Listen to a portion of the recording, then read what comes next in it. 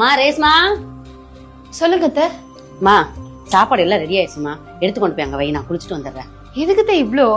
மா உங்க மாமாவுக்கு வத்த குழம்பு பிடிக்கும், உன் புருஷனுக்கு சாம்பார் ரசம் தான் பிடிக்கும், உனக்குமே பருப்பு தான் ரொம்ப பிடிக்கும்னு உங்க அம்மா சொல்லுச்சு.